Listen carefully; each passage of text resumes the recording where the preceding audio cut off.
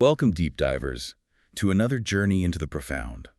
Close your eyes for just a second if you can, and picture a battlefield. Mm, The air's thick with tension, the ground almost humming under the weight of armies ready for war. You could practically smell the dust, hear the distant shouts, feel it all building. yeah. But this isn't just about swords and shields. It's an internal battle, a real civil war of the soul happening inside this warrior prince, Arjuna. Right. He's right there on the edge of battle, looking across at his own family, his teachers, people he loves, respects. And in that awful moment, he faces this impossible, gut-wrenching choice. Fight them, kill them, cause all this destruction. Exactly. Or abandon his duty, his Yeah. dharma. As a warrior, a prince, is this moment of just profound, paralyzing despair. A crisis that would make anyone just want to drop their weapons. And what makes it hit so hard, even now, is that it's not just some old story. No. It's timeless. Uh, It's that struggle for purpose, for meaning that echoes in our own lives. Career choices, family stuff, ethics, existential questions. It's all there. that core human dilemma. What do you do when your heart pulls one way and your duty, or what you think is your duty, pulls another? Absolutely. And Arjuna's situation just throws it into the sharpest possible relief.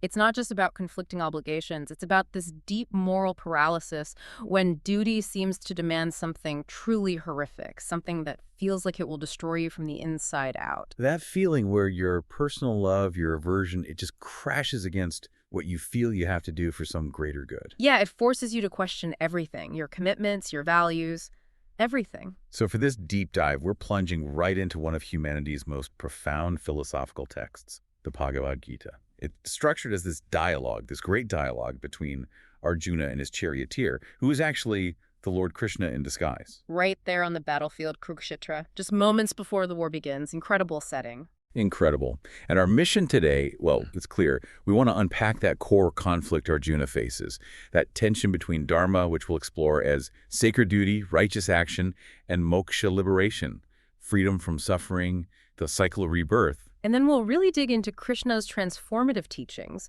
those three main paths of yoga. Karma yoga, the path of action. Without attachment. Right. Jnana yoga, the path of knowledge, wisdom.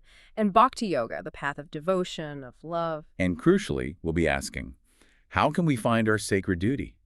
In this messy, complex world full of conflicting demands, how do these ancient insights speak to us now? How does a divine charioteer's advice, thousands of years ago, help us navigate our jobs, our relationships, our search for meaning today? Exactly. And to help us illuminate the Gita's timeless wisdom, we've gathered insights from all over, really. Diverse spiritual traditions, philosophical texts, contemporary thinkers. Yeah, we're looking at the Upanishads, of course, but also things like A Course in Miracles, Viktor Frankl's Man's Search for Meaning. Eckhart Tolle's Power of No. Even insights from thinkers like Plotinus, Bonhoeffer, Rumi. It's a rich tapestry. It really is. All these different voices helping us see the universal threads in Krishna's teachings. So let's get into it. Let's dive into the heart of Arjuna's battlefield. Okay, so picture the scene again. Kurukshetra, armies poised, trumpets blaring, banners flying, and Arjuna, this legendary warrior, famed for his skill, his courage, he just collapses. Yeah, emotionally collapses. He asks Krishna to drive the chariot between the armies. He wants a good look. And what he sees, it's not just an enemy force, it's his family, cousins, uncles, his revered teachers, Drona and Bhishma, his grandfather figure, all lined up against him. The weight of it just crushes him. Totally. He literally drops his bow, the famous Gandiva. He's overwhelmed by this profound despair. And it's not just fear, is it? It's deeper. Oh, much deeper. It's an existential crisis, a complete moral paralysis. He looks ahead and sees only sin, only fratricide. He can't see any good coming from a victory won like this. He feels it would taint everything, forever. Precisely. The Bhagavad Gita calls this state moha. It's a deep bewilderment, an illusion that just completely blinds him. He's so caught up in the potential suffering his family's carried, that he thinks killing them would lead to a meaningless life, a victory worse than defeat. So it's not a tactical retreat he's considering. It's a full-blown moral and emotional breakdown. Right. And it fundamentally challenges his dharma, his sacred duty, his role as a kshatriya, a warrior, a prince meant to uphold righteousness. His personal feelings, love for family, Aversion to causing pain, wanting emotional comfort are just slamming against this perceived duty. He sees no way forward that doesn't involve unbearable personal cost. He's completely stuck. That feeling is so relatable, even if the stakes aren't usually that high for us. That moment where your sense of purpose, your role, just seems to shatter, caught between impossible choices. Yeah, where every path seems to lead to some kind of devastation. And this brings us right to this core concept, Dharma. We often just translate it as duty, but it feels like it's so much more complex than that. Oh, absolutely. Dharma is huge. It's a really profound, multi-layered concept in Indian thought. At its root, yes, it's righteous conduct, purpose, but it's also about the fundamental order of the universe, the cosmic law. So like the inherent nature of things. Kind of, yeah. It's how things should work to maintain balance and harmony. For an individual, Dharma is about aligning yourself with that greater good, acting in a way that supports justice, well-being, not just for you, but for everyone, for the whole system. So it's not just a list of rules handed down. It's about finding your right way to live within that larger cosmic harmony. Exactly. It's living in a way that reflects an inner truth and contributes positively. And Arjuna's problem right here is that his personal attachments, his moha, are clouding that deeper understanding of his dharma. He's seeing it all through the lens of his personal relationships, his grief. Instead of its broader moral, even cosmic implications. Precisely. That distinction is key. That idea of needing profound personal sacrifice for a higher purpose, Yeah. it makes me think of Dietrich Bonhoeffer. Ah, yes. Costly grace. Exactly, from The Cost of Discipleship. He talks about how real faith, real discipleship, often demands immense personal sacrifice.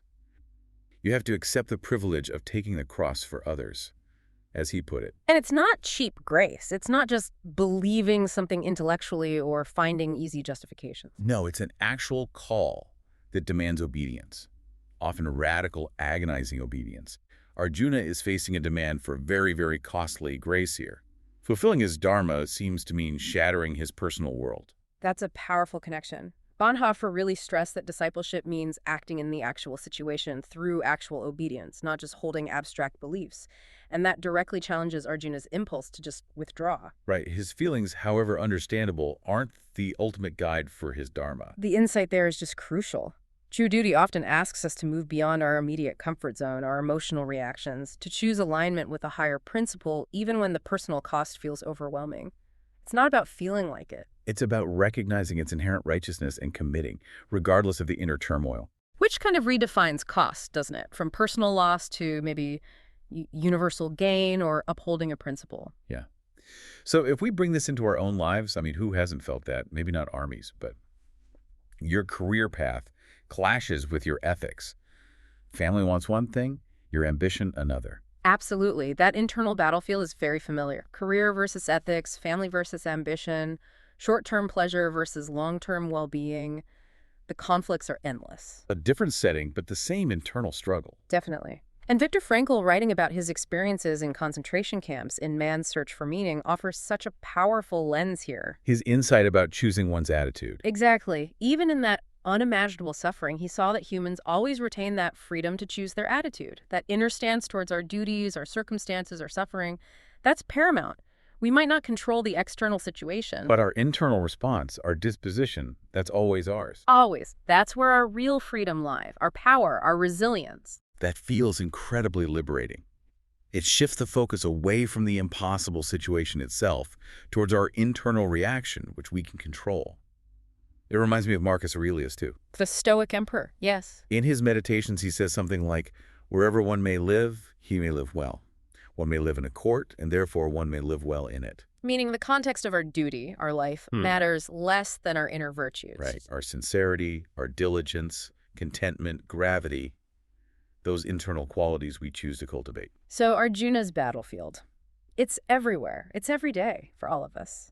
The Gita isn't just about some ancient war. It's about how we face that internal war, how we find purpose amidst the noise and chaos of life. Looking inward for the strength to face outward. So Arjuna's in pieces. He's probably expecting Krishna to say, okay, you're right, this is too much. Go meditate in a forest. Right. Just retreat. Find peace away from it all. But Krishna does. Basically the opposite. He offers his radical, almost counterintuitive path. Karma Yoga. Act, but without attachment. It sounds simple, doesn't it? Act without attachment. But what does that really mean? Especially on a battlefield or, in our Monday morning meeting. Yeah, exactly. What does it look like in practice? Well, it's about transforming the whole nature of action. The core of karma yoga is doing your duty, your dharma, giving it your all, but letting go of your attachment to the results. So not caring about the outcome. That sounds difficult, maybe even irresponsible. Not quite not caring. It's more about detaching your ego and your desires from the outcome. Krishna's very clear. Inaction isn't really an option. We're always acting. But karma yoga is about purifying the motivation behind the action. Ah, getting rid of the self-serving bit. Exactly. The Gita talks about a karma. It's not inactivity, but it's devotional activity for which one suffers no reaction. It's action done with a specific consciousness, a spirit of service or offering that lifts you out of the usual cause and effect cycle of karma, which binds us through our desires for the fruits of our work. Okay, so it's not what you do necessarily, but the how and the why, the intention behind it. Precisely. The Gita says that the work of someone who is unattached to the modes of material nature, someone who's fully situated in transcendental knowledge, meaning they grasp their true, deeper self. The Atman we talked about. Right. When that person acts for yajna, which means for sacrifice or for a higher divine purpose, often understood as acting for Krishna himself. Then what happens? That action merges entirely into transcendence. It becomes liberating, not binding. The act itself becomes a form of connection, a meditation in motion. Oh, wow, that's a total mental and spiritual shift. It is. And this leads us to think about renunciation, sannyasa yoga. Which usually makes us think of monks in robes giving everything up. Right. Retreating to a cave. But the Gita redefines it. True renunciation, it says, is primarily an inner state. It's the same as yoga or linking oneself with the supreme. So it's about the inner connection, not just the outer letting go. Exactly. It's about renouncing the desire for sense gratification, the craving for the fruits of your actions, not necessarily giving up the objects themselves or abandoning the world. It's inner detachment while staying engaged. Okay, that makes more sense for most of us living modern lives. It's about the attachment to the desire, not the thing itself. Crucial distinction. We don't necessarily have to leave our jobs or families. We change our internal relationship to them. The tradition says one in consciousness knows how to use everything in the service of the Lord. Using the world without being trapped by it. Exactly. This is contrasted with what's called artificial renunciation, falgu. That's just a superficial rejection of things without the inner spiritual understanding, and that the texts warn can actually lead to a downfall because it lacks real substance. Can you give an example? Sure, think about food. A devotee might accept prasadam food offered to the divine, seeing it as spiritualized, a gift, beneficial. They embrace it consciously. An impersonalist philosopher, focused only on rejecting the material, might reject that same food as just matter, missing its spiritual potential. Ah, so it's the consciousness you bring to it that transforms its nature. Yeah. Or at least your relationship to it. Precisely. It's about making sure the material world serves a higher purpose in your consciousness, rather than ensnaring it. That's a powerful reframe. How we interact with everything, work, possessions, relationships. It really echoes that line from Theologia Germanica. The mystical text. Yeah, it says something like, the more the self, the I, the me, the mine, abate in a man, the more doth God's eye increase in him. Beautiful. So selfless action isn't just good, it actively dismantles the ego. It chips away at that I, me, mine, creating space for something larger, that God's eye, that higher consciousness. It reframes the whole point of what we do. By giving up attachment to personal gain, we open up to this deeper universal connection. And that ties directly into the power of intention, doesn't it? Detachment from specific outcomes. Absolutely. Deepak Chopra talks about this in The 7 Spiritual Laws of Success, the law of intention and desire. What does he say? He says, attention energizes and intention transforms. Whatever you put your attention on will grow stronger. But the key is that intention organizes its own fulfillment through this infinite organizing power. Meaning, if our intention is pure, aligned with Dharma, detached from ego, it sets something powerful in motion. That's the idea. It creates a resonance, a creative force. We don't need to grasp frantically for a specific self-serving result.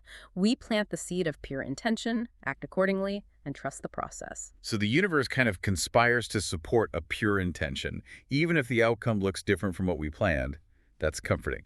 Less pressure to control everything. It is. It's about trusting a larger intelligence at work. Remember that subtle example from the Celestine prophecy? Remind me. The characters realize, Perhaps we hadn't been there to convince Sebastian after all. Perhaps we were just supposed to delay him. Ah, right. Their action had a purpose they didn't even understand at the time. Exactly. Letting go of the need for specific controlled outcomes frees us from so much anxiety. It allows us to just participate in the flow, making our actions genuinely free and aligned. Plant the seed, nurture it, trust the growth, don't keep pulling it up to check. Okay, so Karma Yoga gives us the how of action act with detachment, pure intention. Mm. But how do we know what action is right? What is our Dharma in a given situation? And fundamentally, who are we that is supposed to act? Excellent questions, and that leads us directly into Jnana Yoga, the path of knowledge and wisdom. This is where Krishna introduces Samkhya philosophy. Which is? It's essentially a method of deep philosophical analysis. Krishna uses it as a foundation to help Arjuna and us understand our true nature. It's an analytical description of the body and the soul designed to help us clearly distinguish what's temporary. Our body, thoughts, emotions, ego. Right. Distinguish all that from what is eternal, unchanging, our true self, the Atman. Without that clarity, we stay tangled in Maya, illusion, mistaking the temporary for the real. This discernment is the bedrock of Jnana Yoga. That's a pretty radical idea for most of us, that our true self isn't our job title or our personality or even our thoughts. It's something deeper, unchanging. It is. It asks us to look beyond the surface layers we usually identify with. The Upanishads describe this Atman so poetically. The person made of mind, the light, the true, is inside the heart, like a rice grain or a barley corn. He is the ruler of everything. He controls all this, whatever there is. Wow, like a tiny spark of the ultimate reality inside us. Exactly. Plotinus, the Neoplatonist philosopher writing centuries later in the Enneads, echoes this idea. He says the soul possesses everything together. It cannot become anything other than it is. It experiences change from potentiality to actuality, but its core essence remains unaltered. So there's this inherent, unchanging perfection within us, just waiting to be recognized. Yes, but we get distracted. The Upanishads also have this great analogy. The circle of torchlight, Aladakakra. What's that? It's the illusory circle of light formed by whirling a source of light. You know, like swinging a sparkler. You see a circle, but there's no actual circle there. The illusion created by movement. Perfect analogy for Maya. Our perceptions get deceived by the constant flux of the world, the mind. Jnana Yoga is the process of learning to see beyond that flickering illusion to the steady, unchanging light within. A journey of inner clarity, cutting through the confusion. And speaking of confusion, Arjuna's moham, his illusion, that's where this all started. Exactly. And Krishna promises him, knowing this true nature, one never again falls into illusion. This knowledge, he says, lets you see all living entities in the Supreme Soul. Or, in other words, in May Krishna. That's a huge shift in perception, from seeing separation everywhere to seeing fundamental unity. It's a total reorientation of consciousness. You know, A Course in Miracles puts it bluntly, the ego is insane. It teaches that you are not what you are. It says our belief in limits has imprisoned us. So jhana is the key to unlocking that prison, breaking free from the ego's false narrative. That's the idea. The ego thrives on illusion, on fear, on separation, on the stories it spins about who we are based on the past or future worries. Knowledge, true wisdom, helps us see through those stories and dismantle them. It sounds like disarming the ego, which often seems to be the source of so much pain, telling us these limiting, often hurtful stories about ourselves. It often is. Michael Singer in The Untethered Soul has this great metaphor of inner thorns. Thorns? Yeah, these mental structures, these patterns we build up to avoid feeling pain, fear, jealousy, anxiety, self-consciousness. He argues the only way out isn't to build stronger walls, but to realize your psyche is not okay and does not have to be that way. So don't try to fix the psyche, but become aware of it. Precisely. He says the way out is through awareness.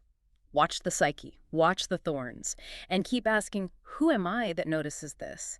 That simple question starts to create space, separating your true awareness from the mental noise and emotional reactions. That feels like a very practical jnana technique. Yeah. Shifting identification from the ego mind to the witness, the awareness behind it all. It is a deep act of discernment, but it's not always just intellectual. Think about Hermann Hesse's Siddhartha. Oh, his journey. He was very knowledgeable initially, wasn't he? Extremely. A brilliant Brahmin, then a dedicated samana. He was the knowing and spiritual one, but he felt an arrogance in that. He realized too much knowledge had held him back. So book learning wasn't enough. Not for him, no. He felt he needed to plunge into the world, lose himself to lust and power, to woman and money, until the priest and samana in him was dead. It sounds extreme, but it highlights that lived experience and a kind of ego death were crucial for his awakening. A dissolution of that old learned identity. Yes, to allow a new Siddhartha, a deeper, more integrated wisdom to emerge. It shows that jnana isn't just about accumulating facts, it's a total lived transformation. Which sounds like it requires a profound purification process. It does. And the Gita itself gives a pretty detailed roadmap for this inner cleansing. What does it describe? It talks about the qualities of someone approaching self-realization, with the intelligence fully purified, engaged by determination, regulating the self. Then it lists what needs to be given up. Attachment to sense objects, hatred, false ego, false strength, pride, lust, anger, possessiveness, leading to a state of being peaceful, qualified for self-realization. That's quite a list. It sounds like serious inner work. It is. It's a profound process of self-mastery, removing the inner obstacles that cloud our perception of truth. And it sounds like it might not always be pleasant. It reminds me of St. John of the Cross and his dark night of the spirit. Ah, yes, a powerful parallel that's definitely not depicted as an easy stroll. No, he describes it as a painful purgation. The understanding is purged and annihilated as to its natural light, brought into darkness so it can be filled with divine light. The will is purified of affections, left in aridity and constraint. It emphasizes that deep knowledge, true spiritual transformation, often involves the dissolution of our old ways of knowing and feeling, a stripping away of what we thought was real. It can feel like darkness, like loss, but it's making space. Letting go, often painfully, to receive something greater, like clearing out the clutter so wisdom can find a home. Beautifully put. And you see a similar idea of progressive detachment in the Philokalia, the Eastern Orthodox collection. How so? It describes steps. The intellect strips itself of passions through following commandments, then spiritual contemplation sheds impassioned thoughts, then knowledge of the invisible discards attachment to the visible, ultimately denuding itself even of concepts through direct knowledge of the Holy Trinity. A progressive letting go of attachments, sensory, emotional, conceptual, all through the path of wisdom and contemplation. Okay, so we've covered action without attachment, Karma Yoga, and the wisdom path of discerning the true self, Jnana Yoga. Now let's turn to what, for many people, feels like the real heart of the matter, Bhakti Yoga, the path of devotion, of love. Yes, this is where Krishna reveals himself most fully and offers a deeply personal connection. The Gita introduces Buddha Yoga specifically as devotional service of the Lord, or Kinan consciousness. And this leads where? Krishna says it leads to pure knowledge of devotion and love and allows one to easily reach the ever-blissful kingdom of God. It's presented as a direct and accessible path. And here Krishna isn't just an abstract principle, is he? No, not at all.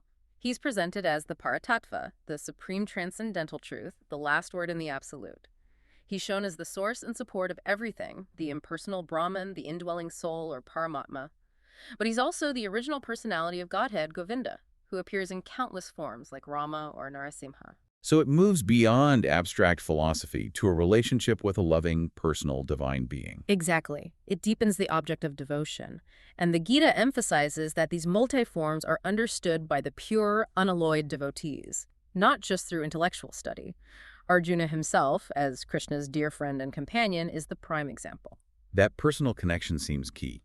It fosters this potential for profound, unconditional love, a sense of divine union, a real longing of the heart. Beautifully said. That longing is captured wonderfully in the cloud of unknowing. The medieval mystical text. Yes. It says, "It is the condition of a true lover that ever the more he loveth, the more he longeth for to love." It describes this insatiable spiritual thirst, this longing desire unto God, to feel him and see him, which paradoxically brings the deepest ease and satisfaction. A love that grows the more you express it. Precisely. And think of St. Teresa of Avila's spiritual marriage and her interior castle. What does she describe that as? As a state of profound union where the soul is almost always in tranquility. It has this unwavering certainty that it comes from God. The senses and faculties are quiet. The Lord takes the soul to a place beyond disturbance, a place the devil will not enter. Wow. And that comes From the soul having committed itself wholly to God, complete surrender and love, leading to unshakable peace and union. That's a powerful image.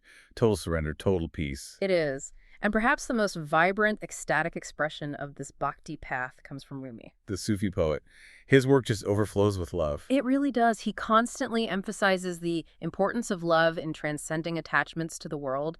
He kind of dismisses worries about reputation, literal interpretations, pure intellectualism. It's all about the heart's connection. Absolutely. His ecstatic states, the whirling, even naming his poems after Shams, his master, who he saw as a manifestation of God.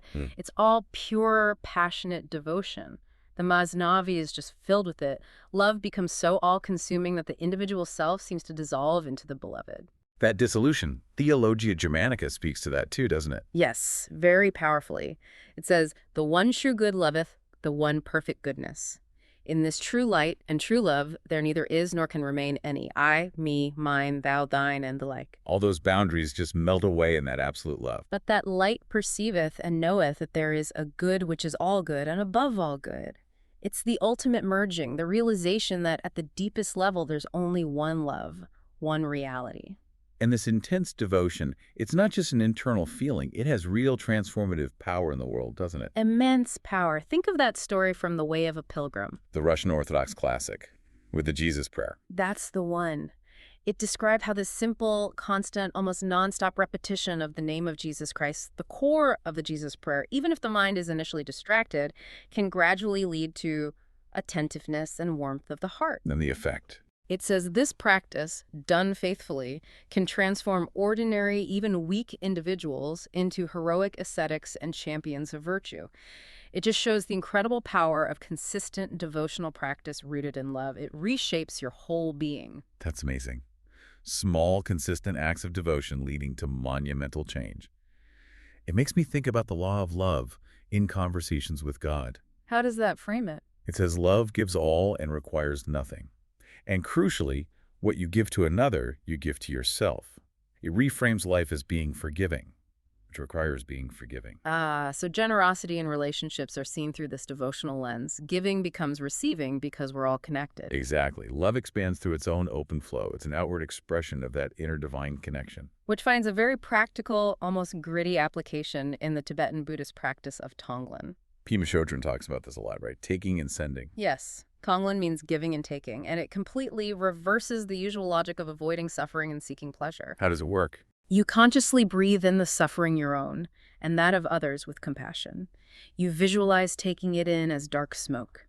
And then you breathe out relief, joy, peace, clarity, visualizing it as light, sending it out to everyone. That sounds intense. Breathing in pain? It is, but the teaching is that it liberates from very ancient patterns of selfishness. It awakens deep compassion by opening your heart to feel pain, not as something terrifying to push away, but as something universal that softens and purifies us and makes us far more loving and kind. Wow. That's bhakti in action. Transforming suffering itself into an act of love, dissolving the self-other boundary right there in the breath. Okay, so we've explored these three incredible paths: karma yoga, action, jnana yoga, knowledge, and bhakti yoga, devotion, each one powerful on its own. Absolutely. Each offers a complete way to liberation. But the real genius, maybe the ultimate wisdom of the Bhagavad Gita, seems to lie in how Krishna brings them all together. They aren't really separate paths you choose between, are they? That's a crucial unifying point. Krishna himself says in the Gita, and it's quite direct, only the less intelligent class of men make a distinction between Sankhya Yoga, the path of knowledge, and Bhakti Yoga, devotion. He actually says that. The Does less that? intelligent. He does. The verse continues, Sankhya Yoga puthagbalo pravadantina patita. The foolish say they are different, not the wise.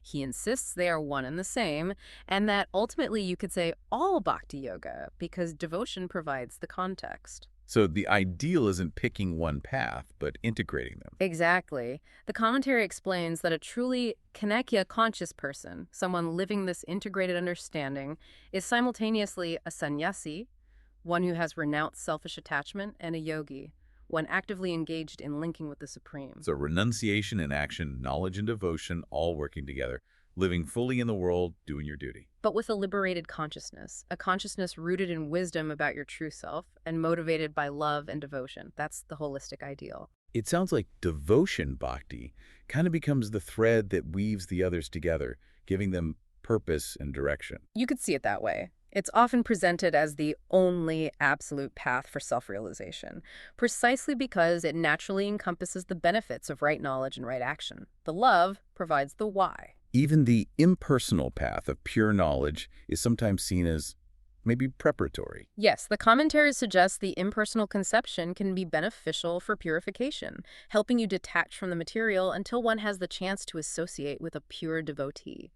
The personal loving aspect of bhakti is often considered the most complete realization, providing the ultimate unifying force. That's glue. It provides the motivation, the framework, the heart, you could say, within which true knowledge and truly selfless action can flourish most powerfully. And this brings us back to Arjuna, his terrible dilemma, that clash between dharma and personal feeling. How does this integrated approach resolve it for him? He doesn't resolve it by running away. He resolves it by transforming his consciousness while staying on the battlefield. He learns to perform his duty, his dharma, but now it's rooted in profound knowledge, understanding he's not the body, the souls are eternal, and unwavering devotion to Krishna. So he fights, but he fights differently. Completely differently, with clarity, detachment from personal gain, and as an offering to the divine will. He doesn't abandon the world, he transforms his relationship to it. And that integrated approach, that's what empowers us to face our challenges. Not just grit our teeth and endure, but actually evolve through them. Exactly. It cultivates what Gary Zukov calls authentic power. That sounds intriguing. What does he mean by authentic power? It's not just force or influence. No, it's deeper. He writes in The Seed of the Soul that authentic power comes from aligning your personality with your soul. When you choose to align yourself with the energy of your soul, you empower yourself. And crucially, it is built up step by step, choice by choice. It cannot be meditated or prayed into being. It must be earned. Earned through conscious choices. Right. He gives the example of releasing anger, not suppressing it, but consciously working through it. That act creates an energy template that helps you face and process anger constructively in the future. It's about actively engaging with your inner world to align with your soul's purpose. So it's an inner strength, an inner authority that doesn't depend on external validation. Precisely. And this integrated approach helps us build that. It empowers us not just to face challenges, but to learn and grow from them. The untethered soul has some very practical advice here too, doesn't it? About letting things pass through. Yes, Michael Singer advises, let your spiritual path become the willingness to let whatever happens make it through you, rather than carrying it into the next moment. Deal with situations from clarity, not from the baggage of blocked energies from the past. Be fully present. Allow life to flow. Don't build up resistance and resentment. Don't let yesterday define today's duty. Exactly. And think about the 4 agreements. They offer such simple but profound tools for maintaining this inner freedom. Like, don't take anything personally. Right. That one alone is huge. It allows you to trust yourself to make responsible choices without getting wounded or derailed by what others say or do. You preserve your inner peace, your clarity, which is essential for fulfilling your dharma without getting sucked into drama. These agreements build that self-reliance, that emotional freedom needed for an integrated life. They really do.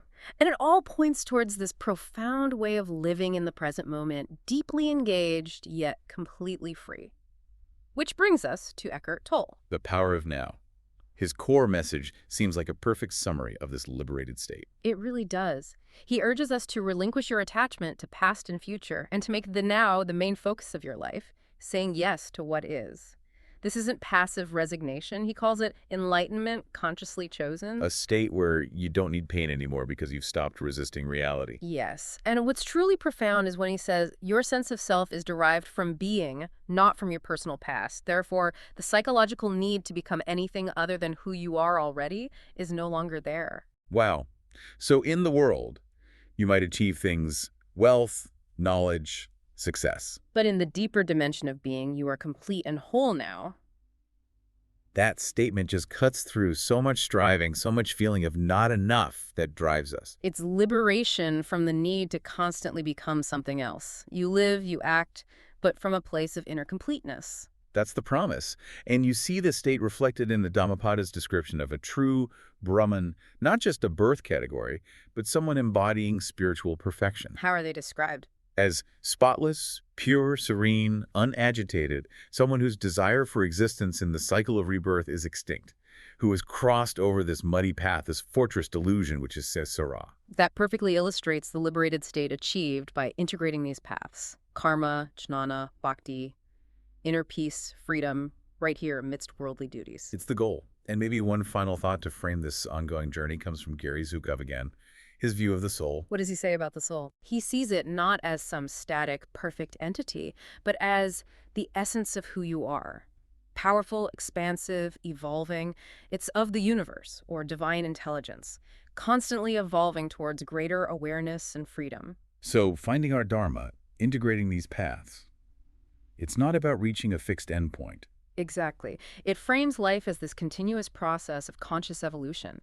Every challenge, every choice becomes an opportunity for deeper alignment, for growing into that authentic power, for the soul's ongoing journey.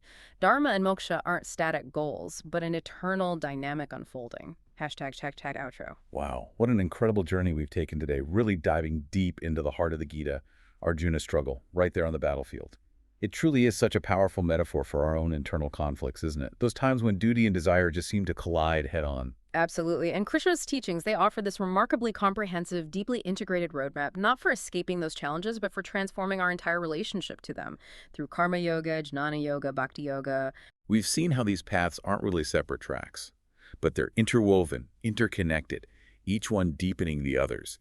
They lead towards this state of profound self-realization, liberation, moksha. And in that state, duty, dharma, isn't some grim obligation or something done out of attachment to results. It's performed from a place of clarity, wisdom, love, and authentic alignment with something much bigger than ourselves. It's about living fully, right here in the world, embracing all its demands, its joys, its sorrows, but with an inner freedom, an unshakable peace that really changes everything. It transforms the experience of life itself. So, as we wrap up, think about your own life. In this world that constantly pulls at us, demands our attention, makes us feel stretched thin, what battlefield are you currently facing? Maybe it's a tough decision at work, maybe a complex family situation, a personal ethical question. We all have them. We all do. Yeah. So the question is, what would it look like to approach that challenge, whatever it is, with this integrated wisdom of the Bhagavad Gita? Not seeing it as just an obligation to get through or a problem to solve, But as a conscious opportunity. An opportunity for your soul's profound and continuous evolution. to act with purpose, to see with clarity, and to love unconditionally, right in the midst of it all. Something to reflect on. Think about that until our next deep dive.